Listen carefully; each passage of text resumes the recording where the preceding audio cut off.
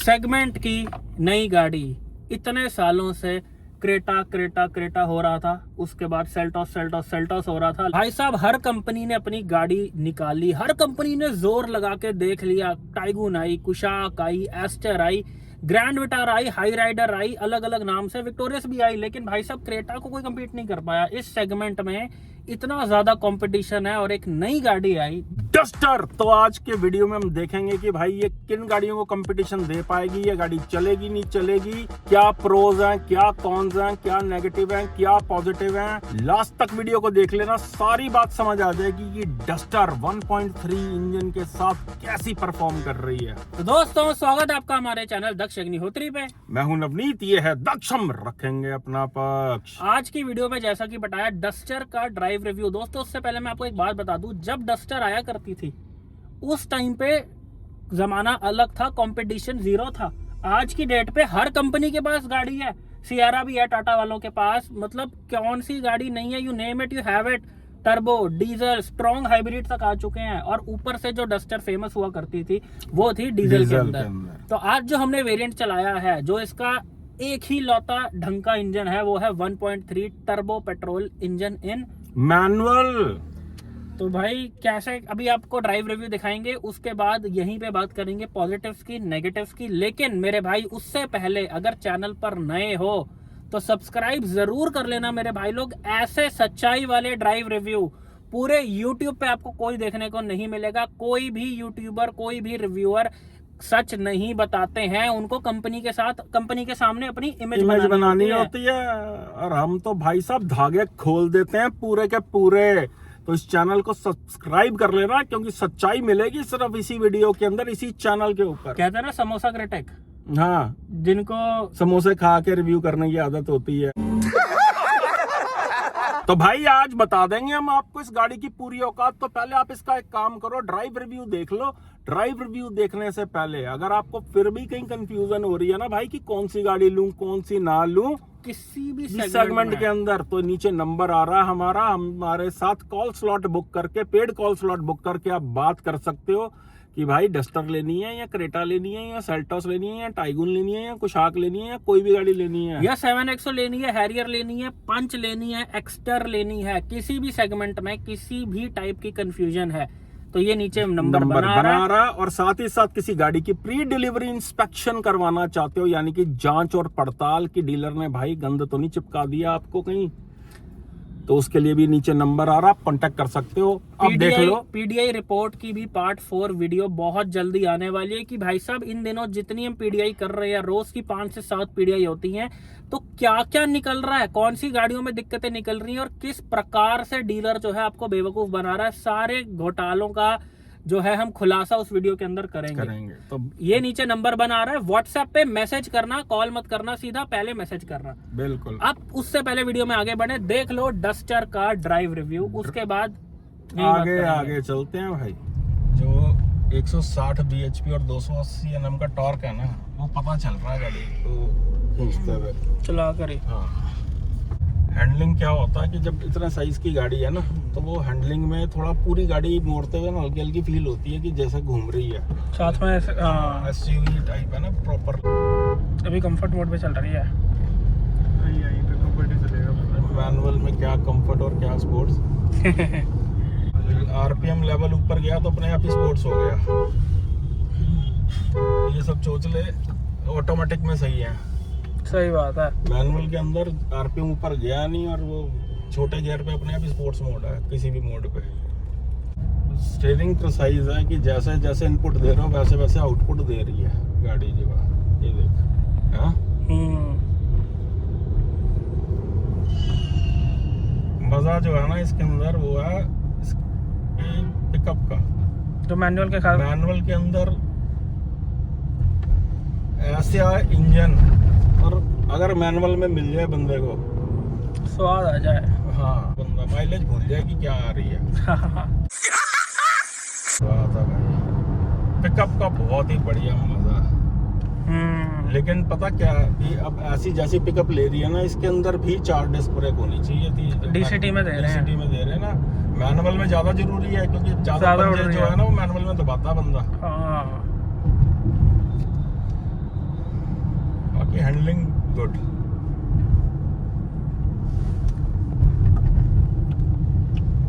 एनविच level भी अच्छे हैं, ज़्यादा कोई शोर नहीं आ रहा बाहर का। गियर पे वाइब्रेशन आ रही है भाई, सबसे बढ़िया है इसके अंदर इंजन। हाँ, ये तो टर्बो इंजन है। हाँ, वो पूरा पता चल रहा है, 4 बंदे बैठे हुए में महसूस भी नहीं होने दे रहा इंजन की 4 लोग बैठे हैं, एसी ऑन है, पूरे ग्रंट पे है ये देख।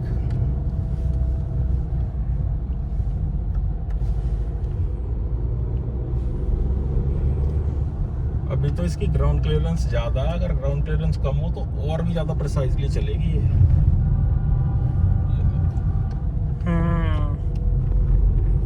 टर्बो लैग तो आता ही है इसमें, प्रीमियम पेट्रोल डलेगा और बेटर चलेगी। बेटर चलेगी ये।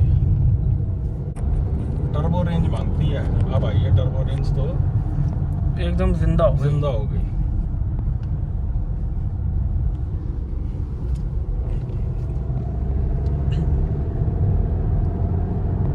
एफर्टलेस पिकअप, ओवरटेक्स वगैरह होते हैं। टर्बो लैग आता है, अब वो टर्बो लैग जब काफी पंजा दबाओ तो खत्म हो रहा है, वो ऑब्वियसली 2000 आरपीएम के ऊपर जिंदा हो रही है, लेकिन जब 2000 आरपीएम के ऊपर है तो भाई साहब उड़ रही है, फ्लाई कर रही है गाड़ी। और कहीं पे भी कोई भी स्पीड में कोई फियर फैक्टर नहीं है गाड़ी को चलाते हुए, स्टेबल चल रही है। स्टेबल चल रही है 90 के ऊपर भी। टायर का प्रोफाइल भी बहुत बड़ा रोल है इसमें। हाँ, रोड नहीं छोड़ रहा टायर, जो आप बिल्कुल चौड़ा टायर लगा हुआ है। बस ब्रेकिंग सपोर्ट नहीं है भाई इसके अंदर जो ऐसी होनी चाहिए। ये भी 4 डिस्क वाली इनकी बेटर काम करे। एक बार स्पोर्ट्स मोड डाल के देखते हैं क्या फर्क आ रहा है। डाल दूं? डाल, ये स्पोर्ट्स मोड डाला है इसका। डल गया। हाँ, कुछ फर्क लग रहा है। थोड़ा रिस्पांस थोड़ा जल्दी आ गया। हाँ, जो थ्रॉटल लैग था वो कम हो गया।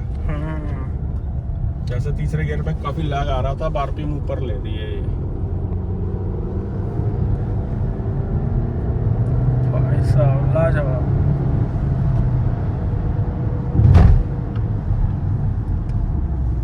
भाई स्वाद आ गया, चलाने में बहुत बढ़िया गाड़ी। और इसका मैनुअल तो काफी सस्ता शुरू हो रहा है, अंडर 15 लाख रुपीज आ जाता है मैनुअल के अंदर। लाजवाब, हैंडलिंग बहुत ही बढ़िया है भाई गाड़ी की। मान रही है बात। मान रही है बात, कहीं आपको ये नहीं कह रही कि भाई ये क्यों कर रहे हो, वो क्यों कर रहे हो, लेकिन जब मैनुअल पे गियर पे हाथ रखते हो तो कहीं ना कहीं वाइब्रेशन सी फील हो रही है। इंजन रिस्पॉन्ड बहुत बढ़िया कर रहा है, इसको जगाने की जरूरत नहीं है, सेट आई है एकदम। और कोई बॉडी रोल खासा फील नहीं हो रहा इतनी ऊंची गाड़ी में। एक्चुअली क्या है, टायर इतना बढ़िया डाल रखा है, जो टायर की प्रोफाइल है कि वो सड़क छोड़ ही नहीं रहा। इसके अंदर डल जाए पिछले प्राइमेसी 4 या पायलट स्पोर्ट, फिर देख इसका मजा। ओए होए होए। बस क्या है कि ये जो विजिबिलिटी है ना, ऐसा लगता है ये यहाँ से तो कुछ है ही नहीं देखने के लिए। इतना बोनट ना भी दिख रहा होता ना तब भी कोई दिक्कत नहीं थी। हाँ हाँ हाँ, थोड़े से नौजी तो है दक्ष गियर, थोड़े स्टिफ हैं। हाँ।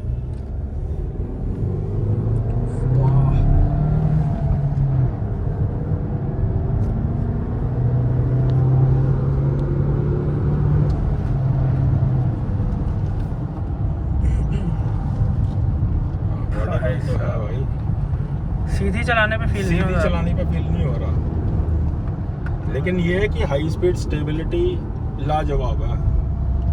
इंजन पूरा ग्रंट पे है भाई ये। अच्छा, उड़ रही है 160। मतलब कार एंथुसियास्ट बंदा है ना तो उसके लिए है ये गाड़ी। और इतने सस्ते में मैनुअल मिल रहा है इसका। हाँ, जिनको पंजे दबाने का शौक है ना, माइलेज नहीं देखेंगे जो। ओ भाई, छोटे गियर पे गाड़ी कंट्रोल में है भाई, 123 की स्पीड पे भी कंट्रोल में चल रही है। स्टेबल चल रही है। एक हाथ एक उंगली लगा रखी है स्टीयरिंग पे, देख ले, एंडुलेशन भी है रोड पे, फिर भी स्टेबल है। गाड़ी पास है भाई। ओके रिपोर्ट है। ओके रिपोर्ट है चलने में। बट ये है कि देख, सस्पेंशन सॉफ्ट होने की वजह से थोड़ी सी ऐसे ऐसे ऐसे ऐसे तो होती है,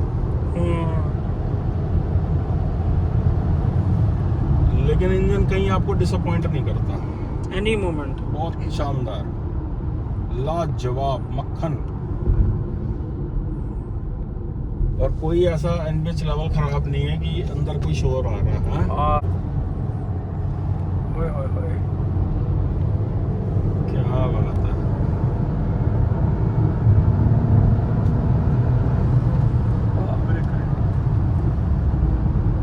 पकड़ के बैठना जरा।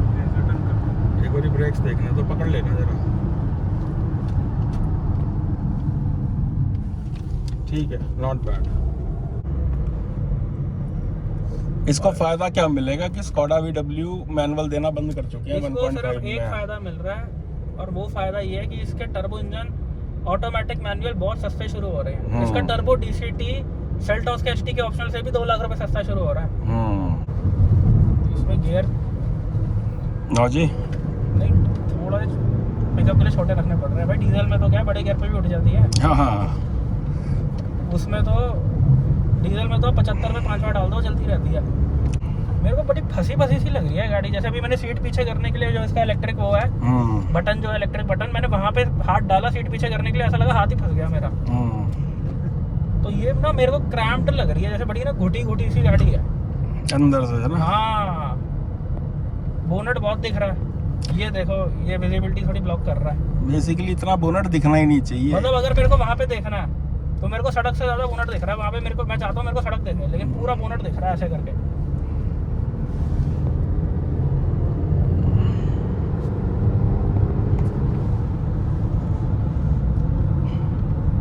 बाकी एनबीएच लेवल बहुत अच्छे हैं। हाँ, कोई शोर, बाहर की हवा का ऐसा शोर। लगता है कि बड़ी साइज की गाड़ी चल रही है। हाँ, हल्की सी बाउंड्री होती है ये। इसमें डीजल इंजन जरूर देना चाहिए था यार। यार इस कंपनी साइज को। की गाड़ी में पेट्रोल इंजन का तुक ही नहीं बैठता। ऐसे थोड़ी ना बंदे ने डे टू डे लाइफ में खींचनी ऐसे होती है। जैसे हम चला रहे हैं, 6 साल से ज्यादा माइलेज दे दे तो बता दे। हाँ, नहीं दे सकती। डीजल को ऐसे चला लो तब भी 15 की माइलेज देगी। हाँ, ये बात तो है। डीजल का यही, और इस गाड़ी में तो जो मशहूर इंजन हुआ करता था वो होता ही डीजल था। डीजल तो हाँ। यार एक्चुअली BS6 की वजह से ना काफी कंपनियां मजबूर हो गई हैं, गियर छोटा ही रखना पड़ रहा है पिकअप के लिए।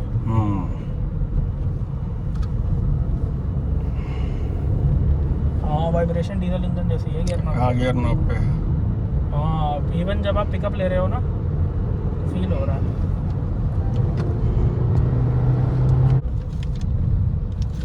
मेरे को तो लग रहा है बाउंसी हो रही है थोड़ी सी। हाँ यहाँ से यार, एक्चुअली क्या है, ग्राउंड क्लियरेंस बाकी क्लच बहुत सॉफ्ट है। हाँ,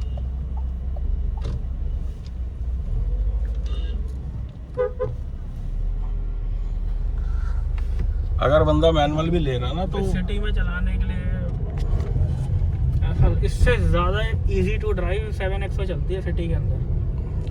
हाँ, अगर शहर में किसी को चलानी है तो वो ज़्यादा हल्की फील होती है, और ऊपर से विजिबिलिटी। लेकिन अब रिफाइनमेंट ये देखो, 41 की स्पीड थी, दूसरा गियर लगा हुआ, पता नहीं लग रहा कि दूसरा या चौथा है। रिफाइंड है इंजन, बहुत रिफाइंड है। रिफाइनमेंट बहुत अच्छी है। ये देखो लगा आगे 50 की स्पीड, 40 की स्पीड पे चौथा गियर, तीसरा डालना ही पड़ा, और लो टर्बो पेट्रोल, लेकिन वैसे इंजन बहुत अच्छा पिकअप दे रहा है। मेरे को ना बड़ा इस गाड़ी में, देखो चलने में तो अच्छी है, लेकिन हमारी हाइट कोई 6'2" नहीं है कि हम बोले कि घुटा लग रहा है इसमें बैठ के। बंद सा फील हो रहा है इसमें बैठ के। जो मेरे को फील हो रहा है, जो उसकी डिजाइनिंग है ना ये सारी, ऐसा लग रहा है सर पे आ रखी है वो। भाई एक्चुअली सीट नीचे करूं तो ऐसा लगता है ये सारा जो है ऊपर आ गया बहुत ज़्यादा। सीट एकदम ठीक हो रही थी, अब बल्कि खराब हो गई, क्योंकि भाई इसका बोनट ही इतना ज़्यादा है। क्योंकि इसको नीचे करके चलाओगे तो बोनट दिखेगा ही नहीं, विजिबिलिटी 0 हो जाएगी अगर सीट नीचे करी तो। सीट मजबूरन ऊपर रखनी पड़ रही है, क्योंकि इसके गियर की वाइब्रेशन ऐसा लग रहा है डीजल इंजन लगा हुआ है इसमें। वो उस बंदे को तभी पता चलेगा कि पेट्रोल है, जो पेट्रोल भरवाना पड़ेगा। तो दोस्तों, अभी आपने देखा ब्रांड न्यू रेनॉल्ट डस्टर का ड्राइव रिव्यू। कानों को हाथ लगा लेते हैं भाई। पहले पॉजिटिव से ही शुरू करते हैं, गाड़ी के पॉजिटिव से। तो पॉजिटिव से शुरू करते हैं। जो गाड़ी के फर्स्ट इंप्रेशन थे, देखने में काफी बड़ी लग रही है बाहर से गाड़ी। देखने में गाड़ी मतलब जो यहाँ पे इस सेगमेंट में अबव 4 मीटर जब कोई जाता है, जब कोई नेक्सॉन ब्रेजा से ऊपर की गाड़ी लेता है, तो लोगों को रोड प्रेजेंस एक बहुत बड़ा डिसाइडिंग फैक्टर है। तो ये गाड़ी काफी ज्यादा बल्की लग रही थी, बिल्कुल लग रही मतलब थी। मस्कुलर लग रही थी। तो ये है इसका पहला पॉजिटिव। दूसरा पॉजिटिव है दोस्तों, अंदर का जो इंटीरियर है उसकी क्वालिटी, अच्छा मटेरियल यूज किया हुआ। इवन जो डस्टर भी लिखा हुआ टॉप मॉडल में, बिल्कुल एम्ब्रॉयडरी हुई हुई है, धागे से लिखा हुआ, काम बढ़िया किया हुआ। अंदर फिट एंड फिनिश के अंदर कोई शिकायत नहीं है। अरे भाई ये सारी बातें फालतू की हैं, बड़ी लग रही है लेकिन बेसिकली पुरानी डस्टर जैसी ही लग रही है। जो मेन इस गाड़ी में बढ़िया पॉजिटिव है वो है इसका इंजन भाई 1.3 लाजवाब टर्बो पेट्रोल इंजन, बहुत ही रिफाइंड और बहुत ही लाजवाब इंजन है। 160 bhp और लगभग 280 Nm टॉर्क जो है ये पेट्रोल इंजन बनाता है टर्बो के साथ। और ये वही इंजन है जो पहले निसान किक्स में भी आया करता था। मतलब ऐसा नहीं है कि ये नया इंजन इन्होंने निकाला है, ये आज से मेरे ख्याल 6-7 साल पहले भी आया करता और ये इंजन हमने निसान किक्स में भी पहले चला रखा है। उस टाइम पे उसमें जितना मेरे को याद है CVT आता था, अच्छा था, बढ़िया इंजन, अच्छा परफॉर्म कर रहा है। अगला पॉजिटिव दोस्तों, हैंडलिंग गाड़ी की लगता है भाई यूरोपियन गाड़ी चला रहे हो आप। हैंडलिंग बहुत प्रिसाइज है, स्टीयरिंग फीडबैक बहुत अच्छा है गाड़ी का। बहुत ही बड़ी भारी गाड़ी है लेकिन गाड़ी का वजन स्टीयरिंग पे फील नहीं होता। एक मैं बात बोलूंगा भाई, जितनी भी यूरोपियन गाड़ियां हैं आप उनको ड्राइव कर लो, यूरोपियन कार चला के यू विल नेवर रिग्रेट। चाहे आप सिट्रोइन चला लो, उनका भी स्टीयरिंग बहुत अच्छा है, बहुत अच्छा है। स्कोडा वोक्सवैगन की तो बात ही अलग है, उनको छोड़ दो, इसका भी स्टीयरिंग अच्छा था। अगर एक और इसका बड़ा पॉजिटिव जो है भाई, हाई स्पीड स्टेबिलिटी गाड़ी की लाजवाब लगी। मतलब 120, 125, 130 पे भी चला के देखिए आप, ये देख सकते हो कि खींच के भी चला रहे हैं तो गाड़ी आपके कंट्रोल में है। पता चलता जरूर कि भारी गाड़ी चला रहे हो आप कोई, लेकिन गाड़ी कंट्रोल में है। अब दोस्तों मैं आपको एक बात बताना चाहूंगा कि क्यों ये गाड़ी इतनी बड़ी, इतनी हाई ग्राउंड क्लियरेंस के बावजूद भी इतनी अच्छी स्टेबल चल रही थी। उसका one of the main reason जो है वो है टायर, चक्का। 225 55 R18 टायर, उसकी चौड़ाई 225 है भाई, वो रोड को छोड़ता ही नहीं है टायर। अगला पॉजिटिव दोस्तों, गाड़ी की बिल्ड क्वालिटी भी ठीक ठाक है, गाड़ी की अच्छी बिल्ड क्वालिटी है। और बात बताऊं क्या होती है, जो गाड़ी की सेफ्टी होती है ना, ये तो देखो फिजूल की बातें हैं कि अंदर बैठ के जी दरवाजा बंद करा, जी दरवाजा हल्का तो नहीं लग रहा, ठंड कैसी है। भाई गाड़ी कितनी सेफ है कितनी अनसेफ है ये गाड़ी को चलाकर पता चल जाता है। गाड़ी को जब आप 70, 80, 100 पे चलाते हो तो गाड़ी की चाल, गाड़ी की स्टेबिलिटी बता देती है कि ये कितने स्टार है। भैया नेगेटिव भी है गाड़ी में भर भर के, जो आपको डिसाइड करवाएंगे कि ये गाड़ी लेनी है कि नहीं लेनी है। वीडियो को लास्ट तक देख लेना, ज्यादा पॉजिटिव सुन के खुश मत होते रहना कि अभी इनका नाला पूरा खोल देंगे। अब जरा ध्यान से आगे वीडियो देखते रहो, पहले पॉजिटिव सुन लो। अगला पॉजिटिव जो मेरे को फील हुआ, इस गाड़ी की प्राइसिंग मेरे ख्याल से ये सेगमेंट का सबसे सस्ता 1.3 टर्बो मैनुअल ऑफर कर रही है। जो कि दिल्ली की मैं बात करूं तो अंडर 15 लाख रुपीस आपको 1.3 टर्बो इंजन मैनुअल के साथ आ जाएगा। देखो सेल्टोस में भी आता है लेकिन वो बीच में चला काम है, वो है आपकी IMT। बिल्कुल। तो भाई IMT में क्या है, ना मैनुअल है ना ऑटोमेटिक है, ना ऐसी मतलब गियर बॉक्स की रीसेल मिलती है IMT की, प्रॉपर मैनुअल ट्रांसमिशन। और एक मैं और बात बोलूंगा कि प्राइसिंग की जैसे हम बात कर रहे थे, टर्बो DCT 16-16.5 लाख रुपए का ऑन रोड दिल्ली के अंदर। भाई साहब इतना वैल्यू फॉर मनी ये है। और साथ ही साथ दोस्तों, जर्मन कार लवर्स है ना, जो जानना चाहते हैं हमारे मुंह से कि भाई ये उसके मुकाबले कैसी चल रही है, लास्ट में वर्डिक्ट में बताएंगे, ये भी बताएंगे आपको। इसीलिए आपके लिए पूरा वीडियो बिना एक सेकंड भी स्किप करे देखना, क्योंकि ये डिसाइड करवा देगा आपको कि गाड़ी लेनी है या नहीं लेनी है, और किन को लेनी है, किन बायर्स को ये टारगेट करती है, माइलेज कितनी देती है, सारी बात करेंगे। तो दोस्तों ये तो थे इसके मोटे मोटे पॉजिटिव्स। बूट स्पेस बहुत ज्यादा है, अच्छा बूट स्पेस है। गाड़ी में मोड्स भी आते हैं, एक था इको, एक था कंफर्ट और एक ड्राइविंग मोड था, पता नहीं वो स्पोर्ट्स मोड था, पता नहीं उसका क्या नाम था, लेकिन 3 मोड आते हैं। मैनुअल गाड़ी में किसी मोड का क्या काम है, वरना में भी आते हैं। अरे भाई मोड देने, मैनुअल चलाने के लिए मूड चाहिए होता है, मोड नहीं चाहिए होते। भाई मैनुअल लेता है वो बंदा जो मूड से ड्राइविंग करता है। बिल्कुल। तो ये तो खासकर टर्बो पेट्रोल इंजन, तो मेरे को तो ये भाई फिजूल सी चीज लगी। इको कंफर्ट अच्छी बात है, अगर आपको माइलेज चाहिए कहीं ना कहीं आप इको पे चला सकते हो, लेकिन तीनों मोड पे लगभग एक जैसी ही चल रही थी। अब आ जाते हैं दोस्तों इसके नेगेटिव पे। पहला नेगेटिव, कानों को हाथ लगा लो भाई साहब, सबसे बड़ी गलती रेनो की कि डीजल नहीं दिया गया इस गाड़ी के अंदर। सबसे बड़ी गलती जिस वजह से डस्टर पॉपुलर थी, वो डीजल इंजन मिसिंग है। भाई टर्बो पेट्रोल इंजन खरीदते ही कितने लोग हैं, अगली गलती कि बेस मॉडल में निसान मैग्नाइट वाला इंजन मैग्नाइट वाला इंजन डाल रखा, 1 लीटर टर्बो, जो कि TGDI भी नहीं है भाई साहब। ऊपर से जो गाड़ी में मेरे को बहुत बड़ा नेगेटिव लगा, भाई साहब अंदर जगह ही नहीं है, इतनी क्रैम्प्ड गाड़ी है ये। बाहर से तो बहुत बड़ी लग रही है, ये पोर्शन आपका टकरा है सिर के ऊपर का, अगर आप थोड़ा सा भी गाड़ी को ऊपर करके चलाते हो। जो सरदार भाई है ना, जो पगड़ी बांधते हैं भाई वो क्रॉस मारते हैं इस गाड़ी पे, जो पगड़ी वाले भाई है ना हमारे पंजाबियां बंदे ऑनलाइन नहीं हैगी, ये गड्डी पग फंस जानी है उत्ते छत ते कोठे ते फंस जानी है छत ते।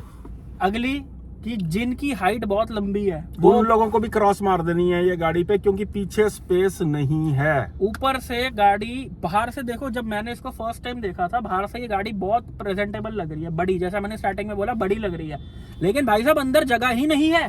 आप ये जरा क्लिप देखो कि अंदर पीछे 3 लोग बैठे हैं तो हमारा क्या हाल हो गया 3 लोगों के बैठने पे। बैठ पा रहा, ओहो 3 लोगों में आ गए हमकी वजह से ये ज्यादा ही दे रखा है इन लोगों ने। वही तुषार टाइगन वाला हाल है कि फंस गए, लेग स्पेस नहीं बन पा रही है जो मेरे लिए। नहीं भाई मैं तो नहीं बैठ पा रहा, ये तो मेरी हालत देख ले। तू बैठा हुआ है? मेरे लिए कंफर्टेबल हो रहा है काफी। ये ऐसे बैठना पड़ेगा, ये बड़ी दिक्कत दे रहा है जो है। और साथ ही साथ अंदर से उतरना चढ़ना भी मुश्किल है पीछे, क्योंकि अजीब सी शेप बना रखी है भाई, और बीच में हम्प है। हाँ रास्ता भी कम है अंदर जाने का, जाना पहले ऐसे रखना पड़ेगा। नमच इधर से उतर के, इधर से उतर।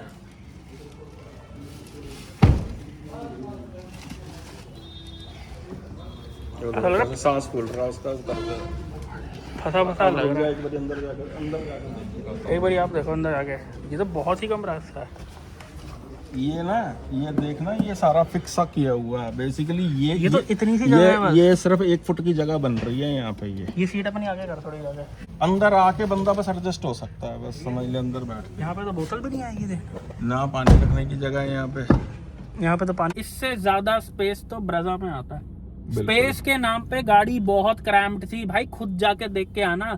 आगे वाली सीट पे बैठोगे तो ऐसा लगेगा जो डैशबोर्ड है ना वो जबरदस्ती मुंह पे लगा रखा है। भाई बहुत सुनने में आ रहा था बूट स्पेस बहुत ज्यादा, बूट स्पेस बहुत ज्यादा है। इसका बूट स्पेस करेगा क्या? 5 लोग जाएंगे कहाँ पे इस गाड़ी में बैठ के? 50 किलोमीटर नहीं जा सकते 5 लोग बैठ के। मतलब सामान आ जाएगा, इंसान नहीं है। एक बंदे को डिक्की में डाल लेना। मतलब अंदर से ये ऐसा फील हो रही थी कि अंडर 4 मीटर कार है ये। इवन नेक्सॉन 3XO में भी ज्यादा स्पेस आती है दोस्तों। ये हमको जो फील हुआ कि स्पेस नहीं था गाड़ी नहीं में। था गाड़ी के अंदर, दबी दबी सी घुटी सी गाड़ी थी, ऐसा लग रहा था कि फंस गए हो कहीं पे। विजिबिलिटी गाड़ी की अच्छी नहीं थी। जबरदस्ती का बोनट जो है वो आपको दिखाया जा रहा है। जब आप ड्राइव कर रहे हो आपको सड़क दिखनी चाहिए, लेकिन बोनट इतना जबरदस्ती दिख रहा है। ग्लास एरिया से ज्यादा बोनेट एरिया दिख रहा है, जबरदस्ती का बोनेट एरिया दिख रहा है। और अगर आप ऊपर करके बैठते हो कि आपको विजिबिलिटी प्रॉपर मिले, तो ऊपर आपका सिर जो है भाई अगर लंबे हो तो फंसेगा ही फंसेगा। बैठ के देखना, जो हम पॉइंट बता रहे हैं ना उनको खुद से जाके एक बार चेक करना, अगर आपने डस्टर प्लान कर रखी है तो। अच्छा, एक बारी कुछ लोगों को मिसकंसेप्शन रहता है, लोग कमेंट करते हैं कि आपकी हाइट तो काफी लंबी है। एक बारी हाइट बता दो भाई। मेरी हाइट है 5 फुट 8 इंच, और लगभग दक्ष की भी जो है वो 5 फुट 7, 5 फुट 8 इंच ही आपसे है। लंबा हूं मैं। एक 5'9" होएगी तेरी। हाँ। मेरी 5'8" हाइट है, बहुत लंबी हाइट नहीं है, हैं? उसके बावजूद और एक और चीज है कि जब सीट को आप एकदम ऊपर करोगे तो हेडरूम की दिक्कत आ रही है, और बोनट जरूरत से ज्यादा दिख रहा है। और अगर आप सीट को नीचे करोगे तो ऐसा लगेगा भाई साहब पूरा डैशबोर्ड ऊपर हो गया और जमीन पे आके बैठ गए, विजिबिलिटी खत्म हो जाएगी। यार बेसिकली अंडर 4 मीटर साइज की गाड़ी लग रही है ये अंदर से। बाहर से बड़ी लगती है, लेकिन अंदर बैठोगे तो अंडर 4 मीटर गाड़ियों में इससे ज्यादा अंदर स्पेस महसूस होएगा कि अगर आप इलेक्ट्रिक बटन पे हाथ मारोगे ना तो आपका हाथ ही साइड में फंस जाएगा। जगह ही नहीं है बिल्कुल भी। मैंने जब सीट को पीछे करने के लिए हाथ डाला तो भाई साहब ऐसा लग रहा कि हाथ ही फंस गया, वहां पे जगह ही नहीं है। बहुत क्रैम्प्ड गाड़ी अंदर से है ये। इवन अगर आप क्रेटा सेल्टोस की बात करोगे तो जस्ट फॉर अ कंपैरिजन, अगर आप सेल्टोस से बात करो भाई बहुत खुली गाड़ी है वो। बिल्कुल। अंदर उसमें 3 लोग मोटे भी, अच्छी खासी सेहत के भी ठीक ठाक आ जाते हैं। स्पेस नहीं है बिल्कुल भी, खुद जाके देख के आना भाई। मैनुअल में गियर पे काफी वाइब्रेशन फील होती है इस गाड़ी के अंदर। कि भाई जैसा डीजल इंजन चलता है ना किसी भी कंपनी का, चाहे हम पुरानी डस्टर की बात करें तो भाई वो इनिशियल की बात करें तो डीजल इंजन वाली बात नहीं थी। हालांकि जब गाड़ी चल रही थी तो भाई पावर की कोई कमी नहीं है किसी भी जगह पे, पावर दिए जा रही है जस्ट बिकॉज पेट्रोल टर्बो में क्या होता है, टॉर्क भी भरपूर होता है और बीएचपी भी भरपूर है, बीएचपी भी है। तो जब टॉर्क और बीएचपी का कॉम्बिनेशन मिलता है, और वो भी भाई साहब मैनुअल में ओए होए होए होए, obviously it is very fun to drive, चला के मजा आता है। लेकिन अगर आप इस गाड़ी में बैठने के बाद दूसरी किसी इस सेगमेंट की गाड़ियों में बैठोगे, आपको वो ज्यादा खुली खुली फील देगी। इस गाड़ी में कुछ एक्सपेक्टर भी हैं। मतलब मैं एक बात बताऊं, जो मैं इंडियंस के लिए इंडियंस वाली बात कर रहा हूँ भाई, कभी बंदा शादी ब्याह में जाता है तो लेडीज साड़ी वगैरह पहनती है ना, वो बिल्कुल लहंगा पहनती हैं हाँ। या साड़ी पहनती हैं, तो भाई साहब फंस जाओगे इस गाड़ी में बैठ के, उतरा नहीं जाएगा। मतलब इतनी ज्यादा क्रैम्ड है अंदर से, ये कहने की बात नहीं है, खुद जाके देख के आना भाई। यार ये बहुत बहुत जरूरी चीज है कि अंदर चढ़ना उतरना कितना इजी है गाड़ी के अंदर। बुजुर्ग लोग जब बैठेंगे उनको कितना कंफर्टेबल महसूस हो रहा है अंदर जाने में और बाहर उतरने में। गाड़ी खाली बड़ी से कुछ नहीं होता गाड़ी से, गाड़ी के अंदर भी स्पेस होना चाहिए कि लॉन्ग रूट पे जाओ आप 4 लोग 5 लोग जा सको। एक नेगेटिव और है, जैसे कि इन्होंने अपने डीसीटी वाले ऑटोमेटिक वेरिएंट के अंदर 4 डिस्क ब्रेक दे रखी हैं, मैनुअल के अंदर टॉप मॉडल में 2 डिस्क और 2 ड्रम है। हर वेरिएंट में मैनुअल में, डीसीटी में हर मॉडल में 4 डिस्क ब्रेक है, लेकिन मैनुअल में सिर्फ 2 डिस्क ब्रेक आती है फ्रंट में। जो ब्रेकिंग लेते हुए पता चल रही थी कि भाई अगर 4 होती तो बहुत बढ़िया थी। दोस्तों अब आते हैं कंक्लूजन की तरफ। देखो भाई साहब, इंडिया में बहुत ही कम परसेंटेज के ऐसे लोग हैं जो पर्सनल कार लेते हैं। 99% लोग they want a family car. Family के हिसाब से मेरे को तो लगा कि भाई अगर हमारी हाइट का बंदा नहीं बैठ पा रहा तो फैमिली इसमें कहां से बैठेगी, स्पेशली अगर किसी की हाइट थोड़ी सी लंबी है। जिसको चलाने का फन चाहिए ना, वो मैनुअल ले सकता है इसके, जहां से मैनुअल शुरू हो रहे हैं। 1.3 मैनुअल लिया जा सकता है इसका। गाड़ी ड्राइव क्वालिटी में फ्लाइंग कलर से पास होती है। ड्राइव क्वालिटी में बहुत अच्छी है, स्टीयरिंग बहुत बढ़िया, पिकअप गाड़ी की बहुत अच्छी लेती है, स्टेबल चलती है गाड़ी। इन रीजन से गाड़ी पास होती है। लेकिन सिर्फ भाई ड्राइवर ने नहीं चलानी होती गाड़ी, फैमिली के और बंदे भी बैठने हैं गाड़ी के अंदर। ये एक बहुत बड़ा डिसाइडिंग फैक्टर है, क्योंकि ड्राइवर्स कार तो फिर भाई और भी बहुत आती हैं। जब लोगों के दिमाग में सवाल आ रहा है स्कोडा VW के कंपैरिजन में कैसी हैं, फटाफट से सेल्टॉस की भी बात कर लेते हैं, क्योंकि उसमें भी टर्बो इंजन आता है। एनलाइन की भी बात कर लेते हैं। भाई देखो, एनलाइन क्रेटा की या सेल्टॉस जो है, क्रेटा, एनलाइन और सेल्टॉस, ड्राइविंग के साथ साथ उन गाड़ियों में स्पेस भी है। क्रेटा, सेल्टॉस, स्पेशली जो नई वाली सेल्टॉस आई है, it is a very practical car. मेरे को आज भी मिड साइज एसयूवी में सेल्टॉस से बढ़िया कोई गाड़ी नहीं लगती। फैमिली प्लस ड्राइवर्स कार, बहुत अच्छी गाड़ी है, स्पेस बहुत है। इस गाड़ी का कंपटीशन है सिर्फ और सिर्फ टाइगुन, कुशाक, सेल्टॉस के टर्बो और क्रेटा के टर्बो और एक गाड़ी सियारा। हाई स्पीड पे ये सेल्टॉस वगैरह से ज्यादा स्टेबल चल रही है। लेकिन अगर हम बात करें कि टाइगुन और कुशाक के मामले में कैसी है, तो भाई उसका इंजन जो है ना, वो ज्यादा रिफाइंड चलता है, ज्यादा पैपी फील होता है, लाजवाब चलता है। उसके मुकाबला नहीं उसको कर सकते हम कि ये इंजन उसका मुकाबला कर लेगा। देखो भाई बात बताऊं क्या है, उसमें सिर्फ एक दिक्कत है कि उसका 1.5 आता है सीधा 21 लाख रुपए का, और इसमें 1.3 जो टर्बो है वो 15 लाख में भी आ रहा है। अगर कोई बंदा कुशाक टाइगुन से इसको कंपेयर कर रहा था, खासकर 1.5 इंजन से, तो वो 1.5 टाइगुन कुशाक की तरफ ही जाना।